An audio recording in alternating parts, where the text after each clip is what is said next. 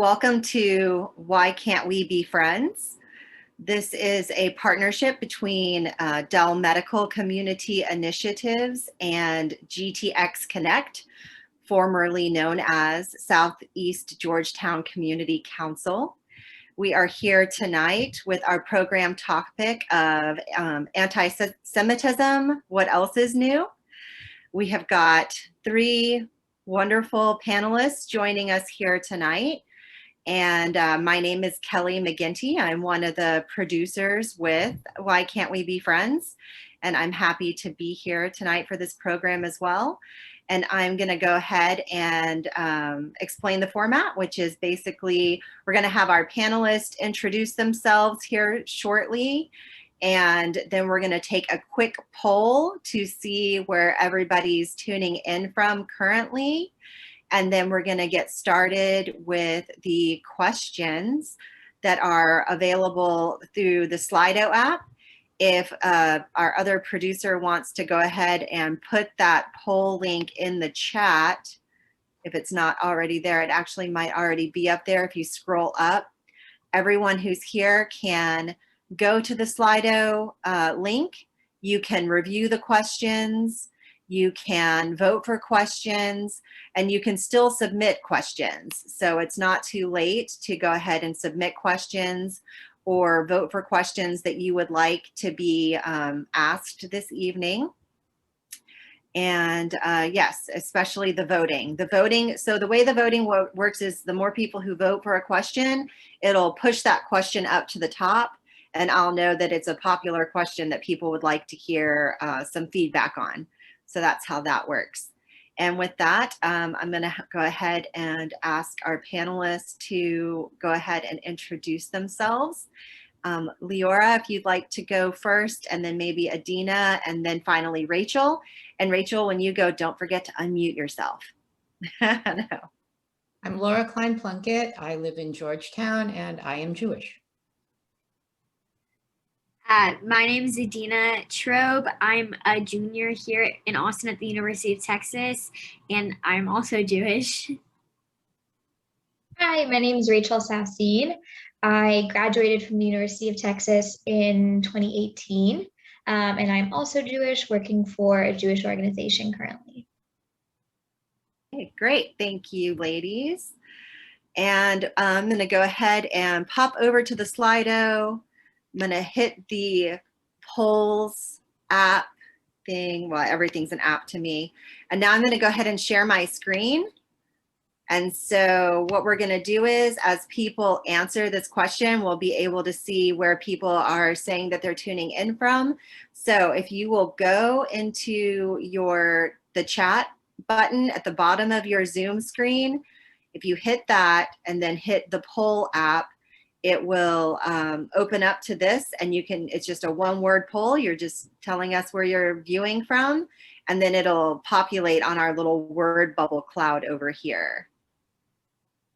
So I'm going to give everybody a minute to do that.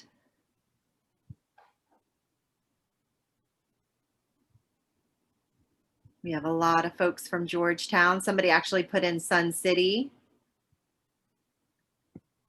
Nice.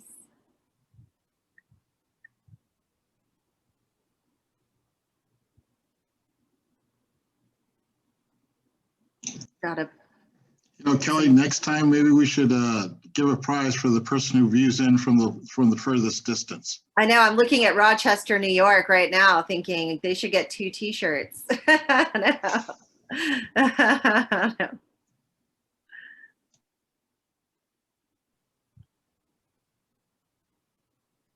Okay, we're just going to give it another minute or so.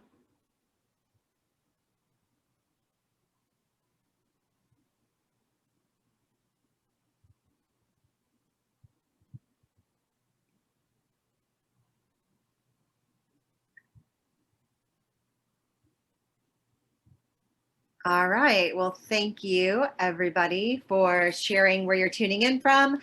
I'm going to go ahead and stop my screen share. Here we go. And We are recording this. The video link will be sent to all of the participants as well as everyone who tunes in. We will be sending out a follow-up email that will provide you with the link so that if you wanted to go back and watch it again, or if you thought that there were some interesting points that you would want other people to be aware of or share the information, you're welcome to share that link to anyone. And let's get started with some questions. So we have 12 questions. And the first question I am going to ask our panelists tonight is, do you think Americans understand anti-Semitism? It's pretty broad. I'll take that, I guess. I'll start. I don't like generalizations, so I can't speak for whether all Americans understand anti-Semitism. I think that many people don't. It's a nuanced thing. If you look at the blatant examples of anti-Semitism, I think most people do understand that. I think it is the small things that people might not understand, where if you are criticizing Israel, for example, and you criticize Israel by saying it's the Jews over there that are the problem, that's anti-Semitic. If you criticize a person or a policy, that is not. So I think that's part of where the misunderstandings sometimes are. And I see Rachel nodding her head. Yeah, I definitely agree. I think that by and large, I would say Americans sometimes have trouble listening to Jewish people when we voice that something is anti-Semitic.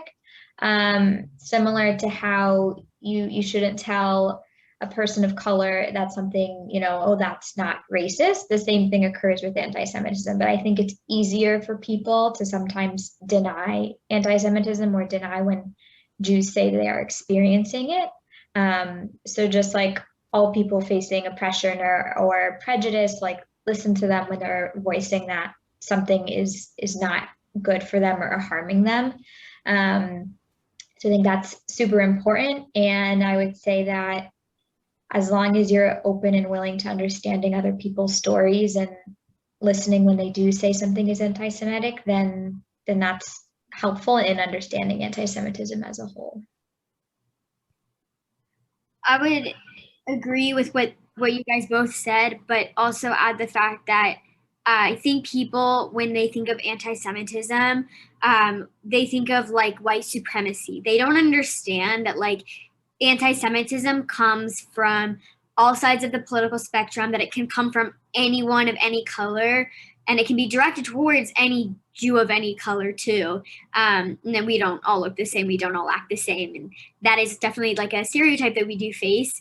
And also social media, like from a younger perspective, TikTok is full of anti-Semitism, Instagram, Facebook, you name it, it is there, it is in our faces, it's pretty bad. And when I say something to somebody who doesn't know what anti-Semitism is, they don't understand, or they don't understand why like comparing the political climate to the Holocaust, why that's bad, or they don't speak up and say they are like, we hate Nazis, but then they don't advocate against anti-Semitism, and they don't understand that fully. So there's a lot of complex issues towards when we talk about anti-Semitism and what that means and what people do and don't understand.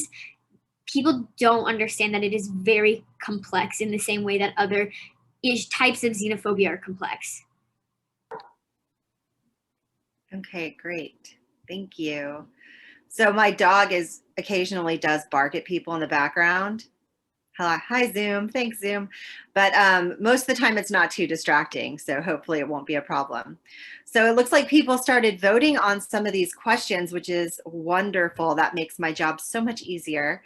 And the next question I'm going to ask is, what is the difference between the Jewish faith and actually being a Jewish person?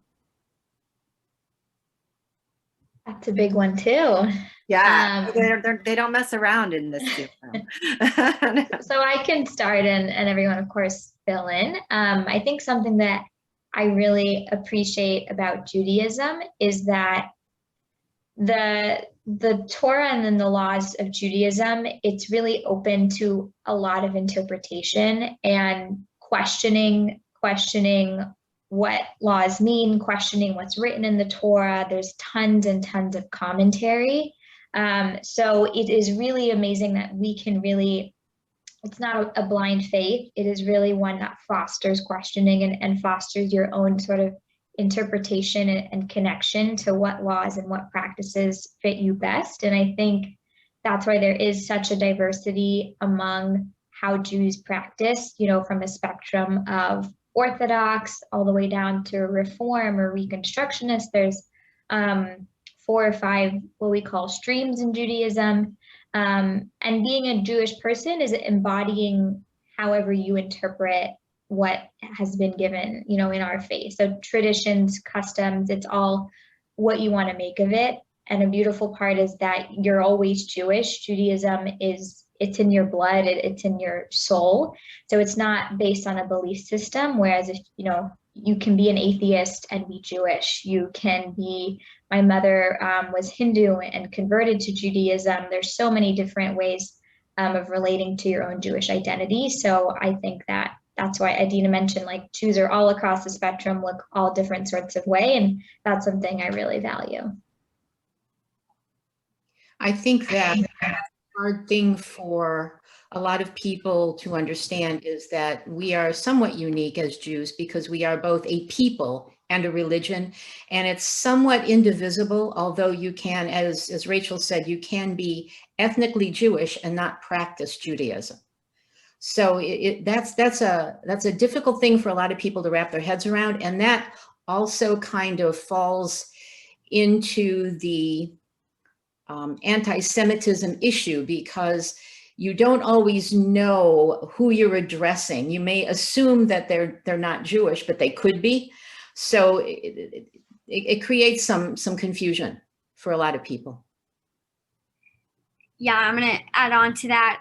A huge debate that's happening right now in the Jewish community is when you fill out a standardized testing or a job application or a college application, what do we check off? Because yes, I always put other now, but I didn't know this before. But when I was younger, my mom always said, well, we look white, so I guess you have to put white, because also like Middle Eastern is incorporated into that. So I guess check that box. But then when it comes to ethnicity, my ethnicity is Ashkenazi Jewish. That is who I am. That is in my blood, my DNA. But there's no option for that. And thankfully now we do have another, or prefer not to say those things now exist, but they didn't when I was younger. And then also this question of like, you know, white passing Jews, it's what, you know, we're called now. We're not white. Like, where do we put ourselves in the spectrum? Like, how do we identify? So it becomes this really big question of where to put ourselves and like how other people see us, and having to explain that a lot, that sometimes I can pass as white, but I don't not afforded the same privileges all the time. It's like I get those privileges until they find out my name, until they hear it, or until they see me wearing like my necklace. Like those kinds of issues are like really coming to light right now as we move into this era of trying to be more inclusive and work towards that kind of environment. And so that question of like our identity is really being questioned by people outside of our own community.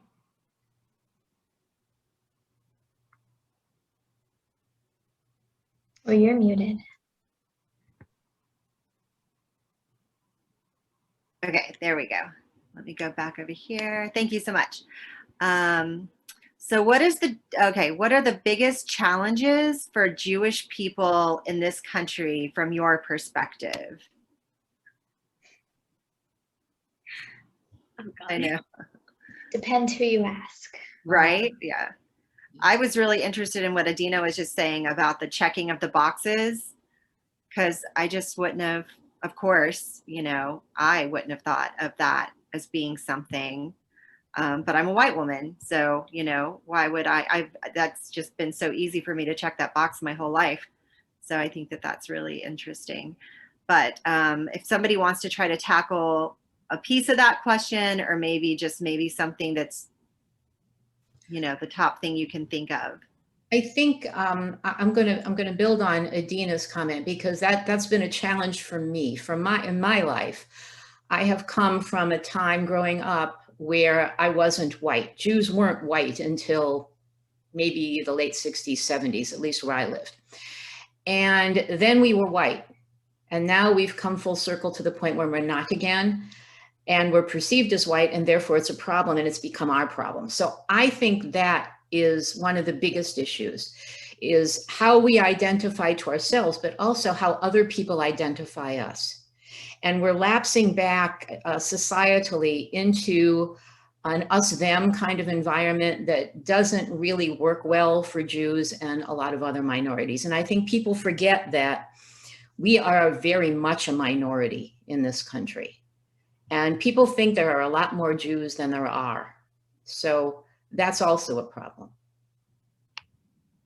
I would say that as a college student, the hardest part of like being Jewish in America, especially in this area of like wanting to be progressive, is the fact that Jews are not included in activism. We are kind of told that we are white passing, and so we're not oppressed, even though, again, Jews come in all different colors, all different races, ethnicities, besides being Jewish. And so we've seen a lot of incidents of anti-Semitism also within like communities that want to be progressive. So in 2017, there was the Chicago Pride March, and some Jewish person who is in the LGBT community was kicked out of the march because they were holding a Jewish pride flag, and they were told that it's pro-Israel, and therefore they couldn't participate unless they got rid of the flag. And they were like, but this is, being Jewish is my identity. And there are two different pride flags. There's a Jewish pride flag and an Israeli pride flag.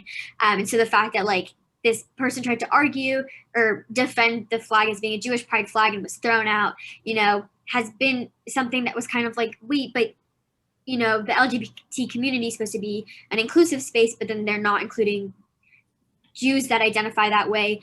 Or we've seen, BLM openly put anti-Israel and anti-Semitic statements online, which is really sad because, of course, as Jews, we want to promote and help every community, especially communities that have been oppressed for so long, because we were in that position. We have been in that position. We want to help lift everybody up and all voices so that they are heard. And then to see those things, especially when there are Jews of color, there are Black Jews, Ethiopian Jews, it's really sad to then see that we are not included, and it hurts almost to see like our Jewish brothers and sisters not be included in the other spaces that they would like to be included. And so as somebody who wants to be progressive, and wants to include everybody, and we see BDSM on college campuses, and actually I think it was yesterday or a few days ago, a college campus voted that any organization that supports Israel does not get funding anymore. So Hillels and Chabads that are open and safe spaces for Jews on campus, that provide kosher food, home away from home, they're not getting funding anymore that they normally get. And it is not just an attack on organizations that support Israel, it is an attack on us and our Jewish communities. And we're seeing, college campuses that are supposed to be, super liberal and progressive are becoming increasingly more anti-Semitic and anti-Israel. And it's very hard to place yourself in those kinds of spaces. And I feel very stuck. I don't know where to move, in what direction. That is probably the biggest issue for people that are my age. Do you think that there's a reason why it's becoming like that, especially with the backlash against pro-Israel? So you see a lot of politicians who are very on the left and the right, but a lot of left politicians that a lot of younger people look up to, like Ilhan Omar and AOC, who are openly anti-Israel, and honestly, they've said some anti-Semitic things, and you see famous singers like Dua Lipa who said that all Israelis are fake Jews. So you see these famous influencers and women of color who people look up to, and so they kind of, I think, start to get that information, and they think, oh well, maybe these progressive people, like maybe I should be following what they're saying, and there's a lot of information that's thrown around, and I think a lot of misinformation and not enough education on what is happening right now. And also a lot of these bills that have been passed, like the fact that the USC president, who was pro-Zionist, was kicked off of being the USC like student body president because she was a Zionist. Like, those things are very much pushed under the table and kind of covered up, and not many people know about them and are talking about them. Can you say what that means to be pro-Zionist? So being a Zionist means that you believe that in a Jewish state where our ancestral homeland is. So that does not mean that you support every action of the Israeli government, does not mean that you are one state or a two-state solution. It just means that you believe that Jews have the right to self-determinate from where we're from where we were kicked out. That's what being a Zionist is. Okay. I think, yes, first and foremost to all of that. I want to touch on a few points. So like I think Leah mentioned, there's an issue of overrepresentation. Like, Jews are very much seen as a much bigger group than we actually are. And there's a great Holocaust historian and professor, her name is Deborah Lipstadt. I really recommend her book, Anti-Semitism Here and Now. Came out a few years ago, actually. I think it came out before the Charlottesville riot in March. But she talks about how anti-Semitism a lot of times can feel different from other types of hatred. And the reason being is what she describes as, I think it's a perfect metaphor, is anti-Semites are punching up. So she says that Jews have always been historically attacked for being richer, for being better, for having control, from having power, from having influence. So that's like it's a punching up, whereas other minorities in this country their hatred, like racism and prejudice, is punching down. They are seen as less than, they are seen as not human, they are seen as vermin or other horrible things. And so that is a lot more easily recognizable, I think, in this country, when people are seen as less than. But when people are seen as quote unquote more than, it feels different, and it feels like, well, that's not, well, they just have more power, they're controlling, So that kind of switch is hard for people to identify anti-Semitism as anti-Jewish racism. And anti-Jewish racism is actually what it's called in Scotland, in the UK. That's how they define in their laws what it is, what anti-Semitism is. And I think if people can understand, if that terminology is helpful, it would help people recognize a lot easier what anti-Semitism actually is. And I think the second problem is like exactly what Adina is talking about, the issue between what is anti-Semitic, what is anti-Israel, what is anti-Zionist. Those are three separate yet very interconnected things that can oftentimes be confused and misused. And the amounts of disinformation and targeting around Israel as the only Jewish state, a lot of criticism turns anti-Semitic, and people don't know where to draw that line and what's okay and not okay. And I think there might be another question about that later. But that's why some of these progressive spaces can feel really hard, because a lot of times their oppressions are punching down and ours are punching up, and people don't see those things as aligned. And it's unfortunate for a lot of young people who don't feel like their intersectionality of their identities is heard. And that's really difficult, especially for Jews of color. So I think I mentioned my mom was Hindu, so she is Indian and born in Trinidad. We still have lots of family back in Trinidad. And my dad is Jewish, and she converted when they got married. So a lot of people would identify me as a Jew of color. I don't identify myself that way, but a lot of Jews who feel like they don't fit into the community because people don't assume they're Jewish or people question their Jewishness is especially harmful when you have two identities that overlap and you feel like you can't express either in a full way. So Jews of color as like an internal issue are facing a lot more issues around their identity and feeling included and heard in the Jewish community. So Rachel, you kind of already touched on this. There's a question on here. Do you agree that anti-Zionism is anti-Semitism? And you kind of touched on that a little bit, but would you like to elaborate on that some to clarify that question? Sure. I think it's kind of like it's a bucket of worms. You oftentimes need to separate the state of Israel as a political and current body and functioning government. That is one entity. But there's also the what we call the land of Israel, which Adina talked about, the ancestral homeland, which is literally the physical land itself and not the political side of it. Now, there's lots of things that happen in Israel that I personally don't agree with, but the idea that Jews should be able to have a homeland where they are a majority and can feel safe and not, have perpetually suitcases packed is kind of a metaphor in the Jewish community, that your bags are packed and ready, because throughout history, we've really only known persecution and we've only known being kicked out of 100+ countries since the beginning, really.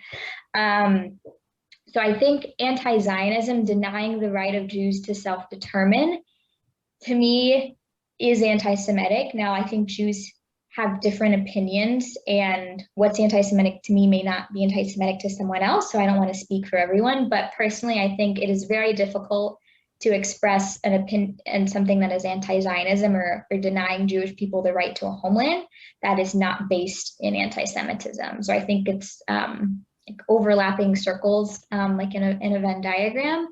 There can be things, but typically for me, I've really only known them to completely overlap. But I'd love to hear some other thoughts. I think for me, if you criticize just the existence of the state of Israel rather than the state of Israel's policies, that's anti-Semitic. So Yeah. there is a separation, and too often it goes over the line.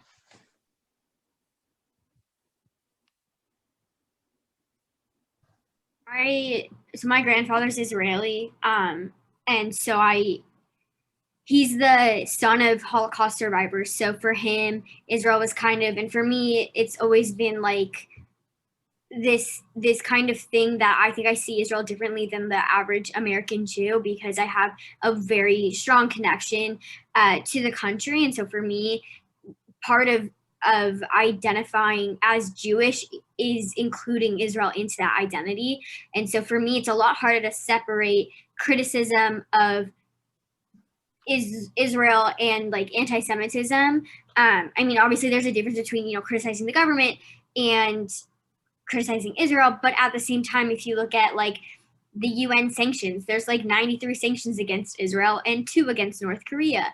And so there's definitely, Israel's held by the rest of the world to a double standard that other places are not held to. When you talk about genocides that have happened in other countries, like the Uyghur, I think that's how you pronounce it, Muslims in China, it was like hush hush. People like there are whispers of it, and then you're criticizing Israel for, in my opinion, there's not a genocide there. I don't think apartheid is happening.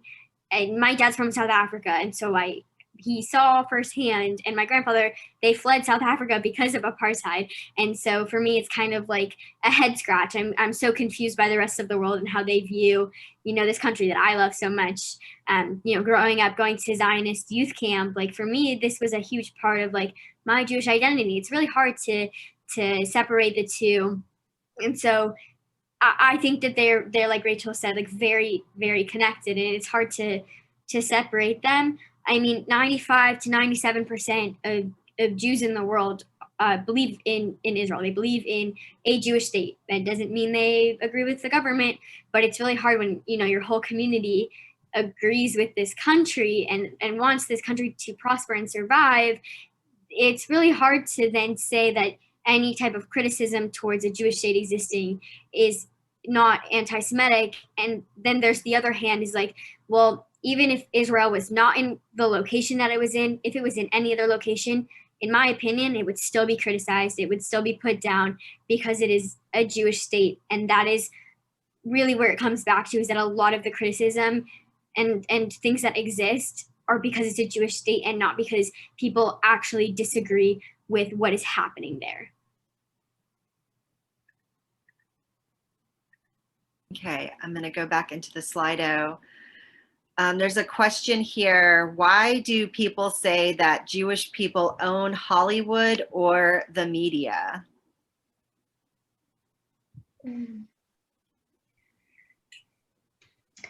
Well,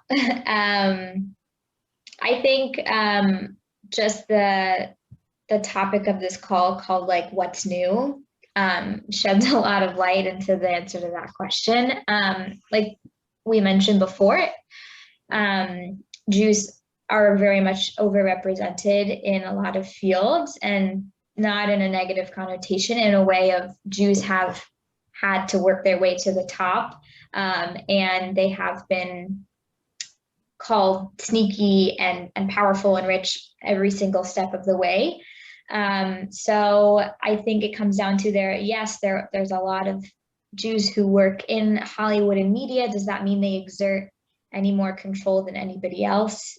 No, I think there's like an image of like a Jewish caricature as being an octopus and having tentacles in all of these different fields. And it's a very anti-Semitic image that was published in newspapers. And I think that image really sums up that people always think that Jews are in the background. They're a minority that is sneaky because they oftentimes do pass for white and were kind of hidden for a while and we don't wear our identities as other minorities do, or may or may not be easily recognizable, and that makes us even more devious and sneaky. So I think it's just cold hard anti-Semitism that has been around for the last as long as media and film has existed. That myth has also existed. I think too, historically, we can't lose sight of the fact that historically, because of the situations that we lived under as Jews, certain educational avenues were closed to us. Professions were closed to us as recently as the 50s and the 60s. So Jews tended to gravitate towards jobs and professions where they could make money and they could take their skills and make them portable, because the facts are that we had to leave most of the places that we lived.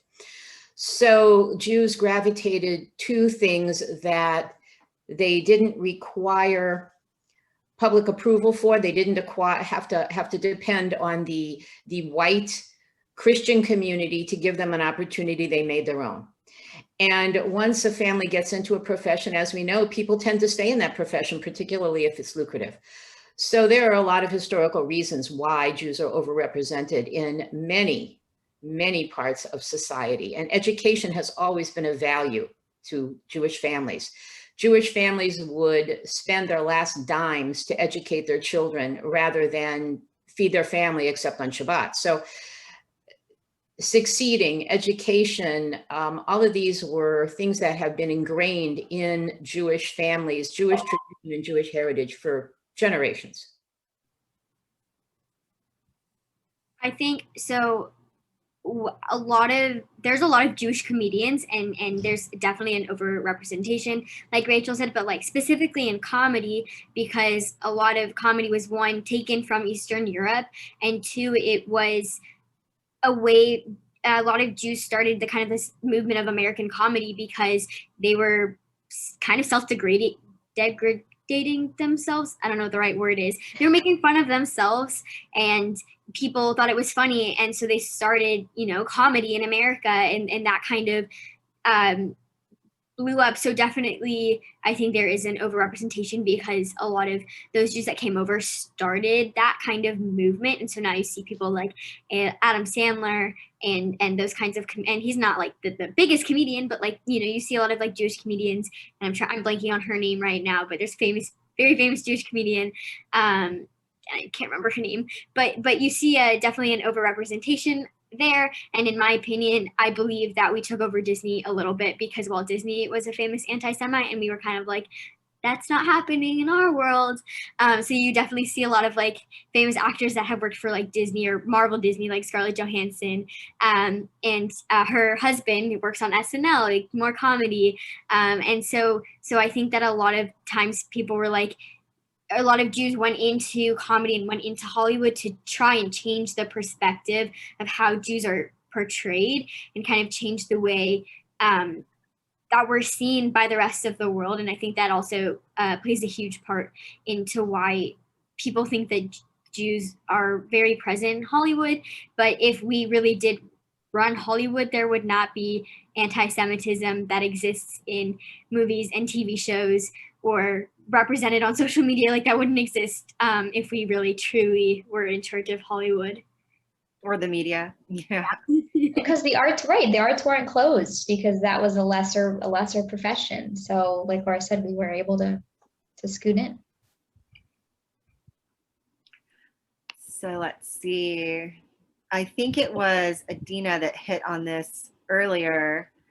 The question is, I think that the thing people most often think about in relation to anti-Semitism is the Holocaust. What do you think or feel when you see other genocides now? It's really hard because one, the Holocaust was not the only genocide against the Jews. Even at that time period, right during overlapping that time period, there was a massive Jewish genocide in the Middle East and a mass exodus of Jews from the Middle Eastern and Arab countries that were forced to leave, and nobody talks about it, even in the Jewish community, because it didn't affect a lot of Ashkenazi Jews. And I would say in America, we're predominantly Ashkenazi by percentage wise, and in Israel, because a lot of those Middle Eastern Jews, they fled to Israel because Israel was already starting to exist and was already starting to come into formation. But we don't even talk in the first place.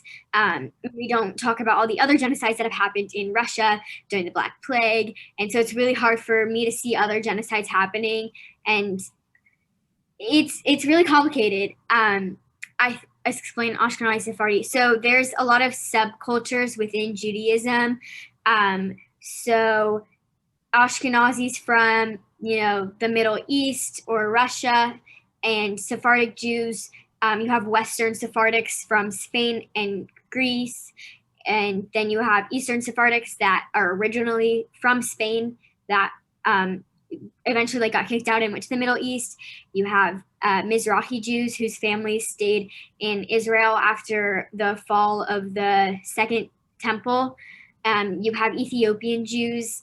There's Beta Israel Jews in India, and there's Jews in China. And so these kinds of subcultures were created after we were all kicked out of Israel.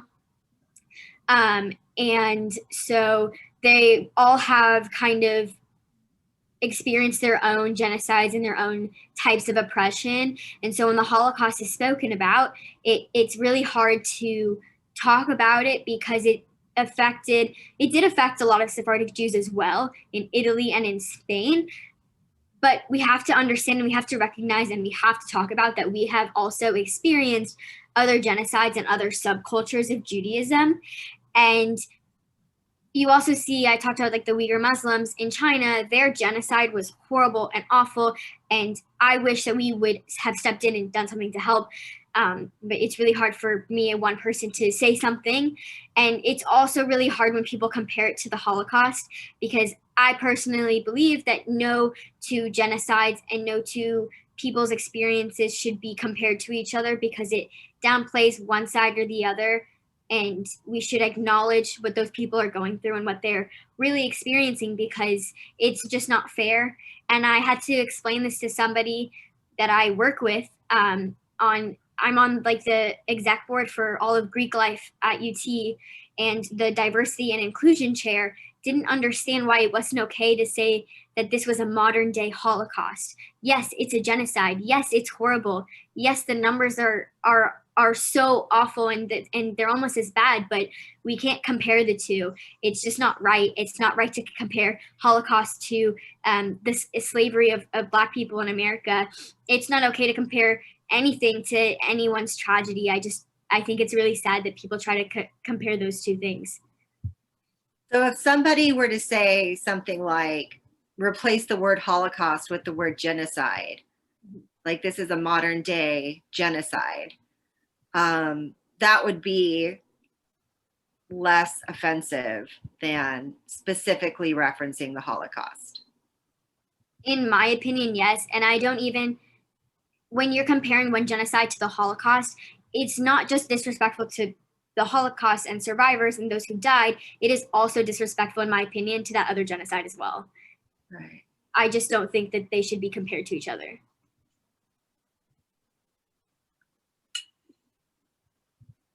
I agree with Adina, because when you compare two things that are similar but not the same, you inevitably minimize one or the other, and it's wrong to do that.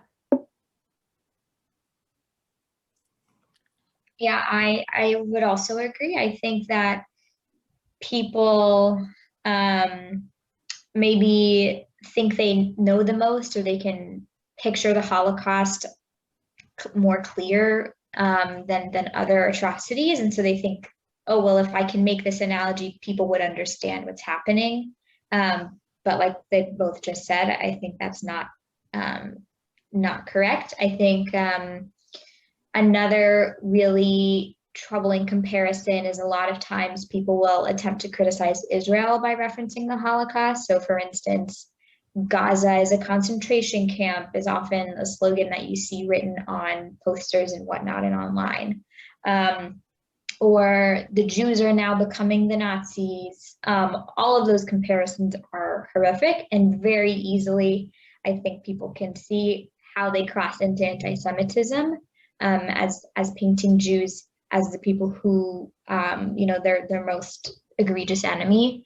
And there's other ways to talk about what is happening in Gaza, and there's other ways to discuss the genocide, the Uyghurs, even the Rwandan genocide, but a comparison is not helpful. Okay. So we have a question on here that says, can you share a specific example of how you have personally experienced anti-Semitism? Just one.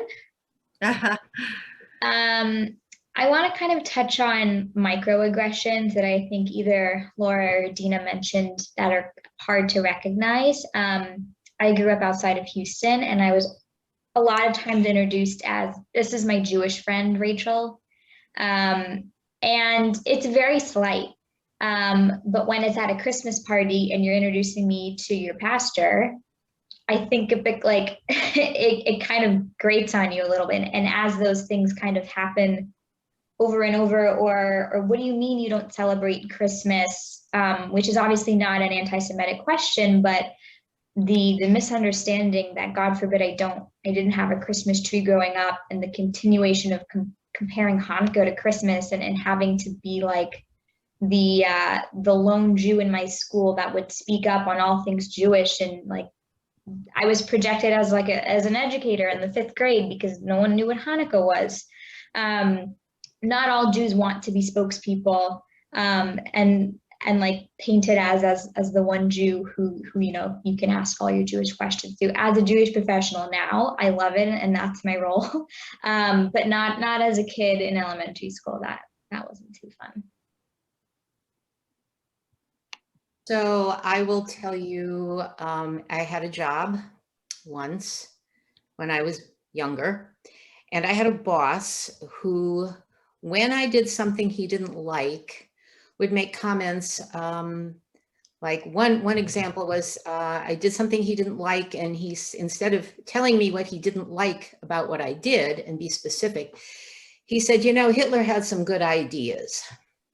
and you people, and went on from there. So I didn't get promoted for a long time. And finally, I wasn't probably much older than you, Rachel. And I just said, I've had enough of this. I don't need to put up with this. So I actually fought back, and I didn't have to report to him anymore. Somebody actually believed me, but that was rare. And things like that have happened to me pretty much throughout my career. I've heard a lot of you people, why don't you people? Those are, I guess you could say they are microaggressions, but they grow into something larger if you let them go. And unfortunately, many people, particularly young Jewish women back when I was growing up, were too afraid to counter those kind of things. And I think it still goes on. I think it's a little bit more hidden, but it's still there. I definitely grew up experiencing a lot of anti-Semitism, which is really surprising because I grew up in Austin, which is a very liberal city, and you think people wouldn't necessarily care as much. But I did. I got a lot of comments when I was in kindergarten. A group of girls stopped being friends with me. I think because their moms didn't like my mom, because my mom is definitely more on the observant side. And so I definitely from a very young age was kind of pushed out of groups because I was different. I have my hair straight because I had a presentation, but my hair is like big, massive curls. Like I look different. And you know, my dad, he's very pale, but he's from South Africa, and I got asked a lot, like, "Are you mixed? Like, are you is your dad black?" And I am like, "No, I'm just, you know, this is from my mom's side actually, this hair." And so kind of comments like that were kind of like, you know, and there's obviously nothing wrong with being mixed, but it was kind of like I was being, my identity was kind of like being questioned a little bit, and I was, you know, in second grade. It was very strange to me, and I didn't really know why people were asking me or how to handle those questions, or why an 8-year-old even thought to ask that kind of question in the first place. And so kind of those comments also. And then as I was in middle school, I think that was kind of the worst area for me. I got pennies thrown at me. I know my sister also experienced that too. You know, people telling me to pick up the money because I'm Jewish and I must want it so badly, that I was a dirty devil Jew, that I killed Jesus, all of those comments. And when I was in high school, a guy told me that he wouldn't date me because I was Jewish. Not that I want to date, you know, him after that, obviously, but it was really hurtful. And I also had a guy who, we had a lot of mutual friends. He came up to me and called me the K word. And I almost punched him in the face, and my other friend had to like hold me back like I was screaming at him, and it was really bad experience.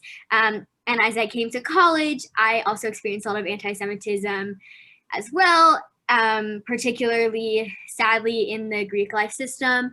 I am in a Jewish sorority, but during recruitment, there's definitely a lot of girls who, you know, say things about like why the Jewish house has to be with all the other houses. And, you know, there's a whole history of like Jewish houses being excluded from, you know, normal Greek life. The Sammy house here at UT, which is a Jewish frat, they were spray painted in January on their, you know, side of the building, like Jews are rape, Sammy is Jews. And it was bad grammar too, but just kind of seeing those things, nobody talking about it, UT not addressing it, those kinds of things are like really prevalent here at UT. And we definitely, as a college campus, don't see as much of it. Like there are other college campuses who definitely have had it way worse than us. There's the A.E. Pie House at, I think, Rutgers University, who was doing a 24-hour reading of the 6 million people who died in the Holocaust on Yom HaShoah, and swastikas were spray painted and their house was trashed. And Cal Poly had the same thing happen to them. And a guy who was Jewish was beat up at IU, Indiana University last year, right before COVID hit. And just, you see these horrible things happening, and I'm so worried that that's going to be next, that I'm going to be next. And, you know, UT Hillel, we had a brick thrown in through our windows a few months ago. And thankfully, Hillel. Another one? There was also that happened when I was a student. Really? So actually, UT has a very good relationship with the Austin Police Department and the UT Police Department, which is also kind of sad because there are some Jews who don't feel comfortable walking into our building because sometimes we have police presence, but they were very on top of that. And Hillel also has like video cameras, and they don't think that the brick was necessarily an anti-Semitic incident, but we don't know for sure. Nobody posted about it. Nobody talked about it. Just those experiences happening. And what's really scary is that you hear the same stories over and over and over again. Every single Jewish person who I've talked to has had at least one shared experience with me. And there are definitely people who have not experienced as much as I have. And there are Jews who have experienced a lot worse than what I've had. There's a mass exodus from France right now of Jews. And when I went to visit, in 2019, I think, there were shops and restaurants left empty, like kosher restaurants that just people picked up and fled to Israel. And in my family, it's a very normal conversation. And I've asked my friends and they say the same thing, but it's a very normal conversation to make sure you have your passport ready, make sure that you know how to pack a go bag. Like those kinds of things are like conversations I have in my family, and they like act it off as if it's a joke, but then my dad's like, maybe I should go renew my Canadian citizenship so that you can get it, just in case. And it's all passed off as a joke, but in reality, it's not really a joke. So within the last few months, there was a brick thrown into the window, and it sounds like when Rachel was here, that was an issue that had happened also. And this is in Austin, Texas. I've just been listening to you guys. So, Adina, you hit on something when you said some people say things like you killed Jesus. So is that the real root of the hatred? Is that like what? No? Okay. Because anti-Semitism, like I said, it comes from people of all different walks of life, and it's considered like the world's oldest hatred. A lot of those, like Jews killed Jesus, a lot of those, I was in middle school, a lot of those kids, they get it from their parents, or they get it from social media, or they get it from other places. It's not necessarily something that's like taught in churches or in Christianity, or that's not really a thing. And it's actually, I think, quite the opposite, because we had these Catholic neighbors when we moved into our new house, and they really wanted to know everything about us. They came over for Passover dinner, they invited us over for Christmas, like they really wanted to get to know us. And so I don't necessarily think that that's the root of the issue. I think ignorance and uneducation is definitely probably a bigger issue than kids being taught to be anti-Semitic in like Christian institutions. I'm sure it exists, but I don't really think that that's like the root of the problem. Okay.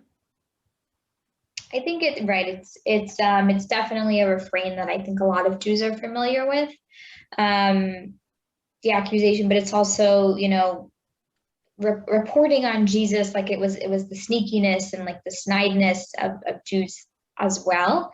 But you see, other faith groups like the Muslim Brotherhood and their leader, in Louis Farrakhan saying abhorrent things about Jews, similar, comparing Jews to vermin and the like. So like Adina said, it does come from all sides.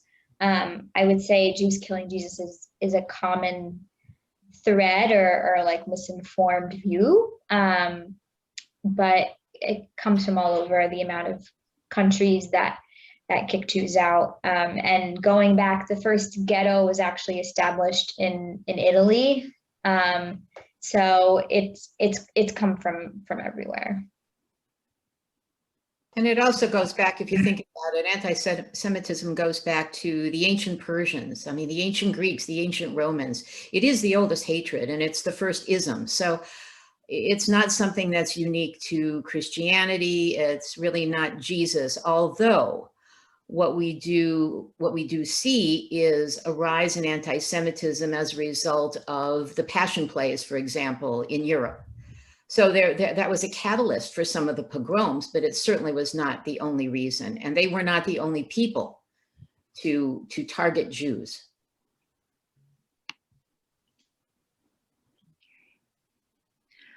Let's see, I'm back in Slido. So we are kind of winding down on our time as well. I'm going to go ahead and ask this question. Are there specific public policies you would advocate for locally or nationally to address and dismantle anti-Semitism?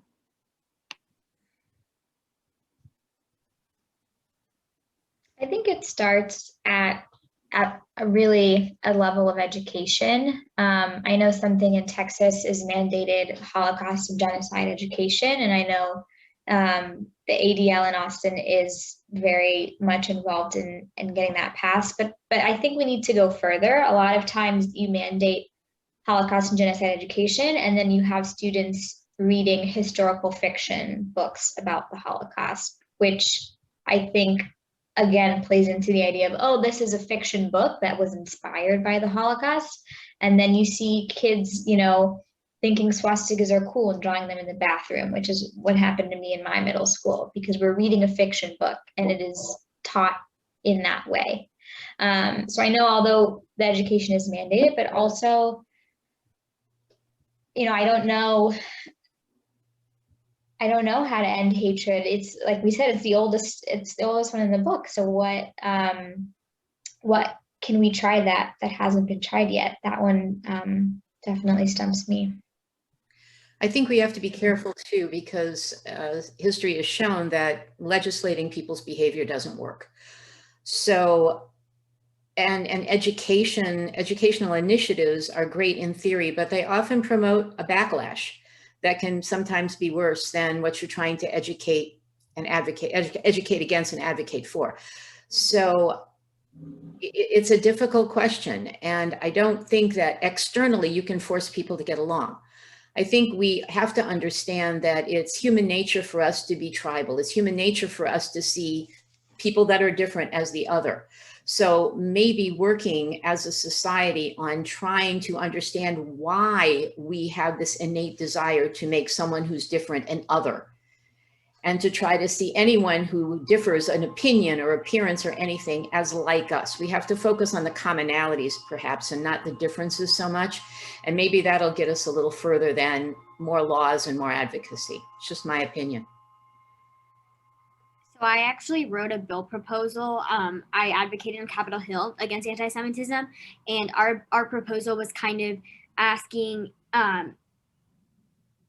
high school teachers to get more training, and then like religious diversity training, and then also to offer that to students, because there are some high school students who want to learn more, and religion is not really supposed to be taught in public school, except for when you're talking about like world history and it's from a very distant standpoint, very historical standpoint. So offering this optional thing, maybe that would work. That was kind of our position. I think also having panels like this brought to middle schoolers, TED Talks, things like that, it's really important, because it's one thing to read a book, but it's another thing to experience it from somebody firsthand. It's a very different experience to read about racism than to hear somebody telling you their actual experiences and what they went through. Very, very different. And so I think we need to do what we're doing for adults. We need to bring that down to that middle school and that high school level, because that's really where change starts. And honestly, even to universities, I think it's really important that panels like this are kind of brought to universities, because I think universities are where change starts to happen. People start to actually get involved in politics. They start to, have student governments. They start to implement their own policies. And actually, at UT, they just passed a resolution to adopt the IHRA definition of anti-Semitism, which is the International Holocaust Remembrance Alliance or Association or something like that. And it's really important for us that it happened, but I think the only reason that it passed was because one of the students proposing this legislation brought me and a few other people in to talk about our experiences to the student government about what we've actually experienced at UT, and that really changed their perspective on things. And so we need to bring those kinds of things in at a much lower level and start that very early on. I agree. So these conversations need to be happening with younger and younger people. I worked in violence prevention for a while, for about 3 years. I mean, and it was all about late elementary, middle school was really where, where it was at in terms of like getting those seeds planted. And it is true, as you were talking, I was just thinking about the many, many years ago when I finally got to college and I got to study the things I wanted to know about and I wanted to look into, and it is a time for people to really kind of have an awakening and awareness and really, allow themselves to think outside of that box that they've been thinking in for a really long time. You guys have been really really been amazing tonight. I have gotten lost a couple of times just listening to you. Of all of the cultures, people that we've talked to, I know the least about this. So it's been really incredible to have 3 people who are so knowledgeable and also so the articulation of it was just amazing in a way that I could understand, in a way that I could really digest. Rachel, you had mentioned a book earlier. I would love it if you would put that in the chat for people that might be interested in that. I invite you guys also, if you have anything that you would think would benefit people, whether it's a website or a link, if you want to add that to the chat as well, that would be really amazing. So it's 8 o'clock right now, and we usually do try to wrap this up in about an hour. I've been getting a lot of incredible comments from people thanking you guys. We also have another survey that my producer, my co-producer, is going to put up here in the chat. It's another just kind of brief survey. If you guys could get on there and check that out. And then I'm just going to kind of bring it back to you guys. Is there anything that any of you would like to say kind of in closing about this experience, about what, just a message that you want people to know, people to hear, whatever that looks like? I want to thank Dina and Rachel for picking up the fight that many of us older Jews felt we carried for such a long time and wondering who is going to come after us. I'm really heartened to hear that you acknowledge what's still happening and that you're committed to carrying this fight forward, because it's an important task. And I really want to thank you both.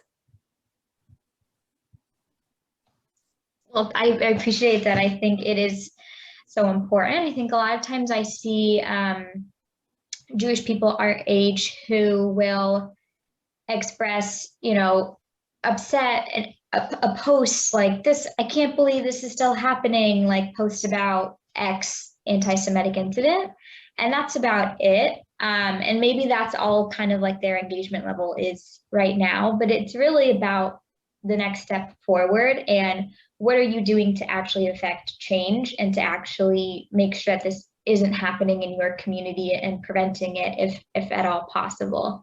And so I think being involved in organizations like Adina mentioned, like Hillel, I now work for Hillel here in Miami, and seeing and making sure students still feel inspired and know that rather than just sitting, like being astonished that it keeps happening, but really getting up to do something about it. And I think for anyone out there to just, get to know Jewish people. I know a lot of times the issue is people don't meet Jewish people until they go somewhere else or later in life, because like we said, we're really quite small. And so humanizing our experience and really understanding the layers is super important. And I think this is always nice. I definitely function in a Jewish bubble now, and a lot of times only interact, with Jews, and my friend circle is Jewish. So reminding myself that all this kind of infighting and opinions that sometimes can be overwhelming, the general public isn't necessarily exposed to that. So realizing that it is such a privilege to really take on a Jewish identity and be very proudly Jewish is something that I will continue to do. Yeah, I think it's really important. Like, I know this panel was about anti-Semitism, but that there's this whole other side of Judaism where we have our own culture, our own slang terms. You know, I have a crazy Jewish mother who is always on my case about why I don't have a nice Jewish boy yet. Like, there's so much more to us than just fighting against anti-Semitism, that we have our own comedy. We have, you know, things that we're proud to be a part of besides just, when we talk about anti-Semitism, sometimes I feel ashamed to be Jewish, and I think a lot of people my age feel the same way. It's like I feel a little ashamed if I kind of have to hide, but then also recognizing that I have this whole identity and community that I get to be a part of, that's amazing and awesome and accepting, and trying to also represent that to the world without shoving it down people's throats. My friend and I tried to start a podcast, you know, when everyone was starting podcasts during quarantine, called Is It Kosher, about, you know, being Jewish and all these things. And just that there's just so much out there besides just, you know, fighting against anti-Semitism. And so I really encourage everyone to go look at that and go watch Crazy Ex-Girlfriend from CW. That's a really funny show that has a lot of like Jewish comedy in it, and Marvelous Mrs. Maisel on Amazon Prime, and you know, there's so much out there and so much more for you to explore that I encourage everyone to go do. Thank you, Adina. I love the popular culture references. I think that's I think that's super helpful. And then do you still have your podcast? Is it still a thing? Did you? I could restart it. It never died. It just you know. So are there episodes out there? Like if we went to our podcast app and put in "Is it kosher," would the old episodes come up? Maybe I'd have to double check, but we definitely have an Instagram still called @isit.kosher. So, you know, if I get more followers, maybe we'll be able to restart it, but it's a little not PG. It's more like PG-13. We talk about, you know, some things that happen at like Jewish sleepaway camp, which is definitely like a big thing. It sounds like it might be funny. It's fun. We definitely address like anti-Semitism, but we try to put a positive spin on like being Jewish. Yeah. Not that it needs a spin, but you know. Yeah. Well, thank you, ladies, again so much for being here. And for all of the participants who are left, if you haven't gone ahead and gone into the chat and clicked on the link for the survey, you have an opportunity to do that now. There's going to be a follow-up email to both the participants and the panelists with a link for the video of this particular episode. Share it, pass it around, do what you will with it. We're so grateful to have had you here. It's been a privilege to listen to you, to have you guys here tonight. These seminars are always so amazing to be a part of, and just to kind of sit back and listen and really get a new perspective. And you guys have certainly accomplished that tonight. And again, we're so grateful. Thank you. You're welcome. Thanks everyone for watching. I think that's meeting a new community is so important right now. All right. Well, thank you all. And with that, I'm going to sign off.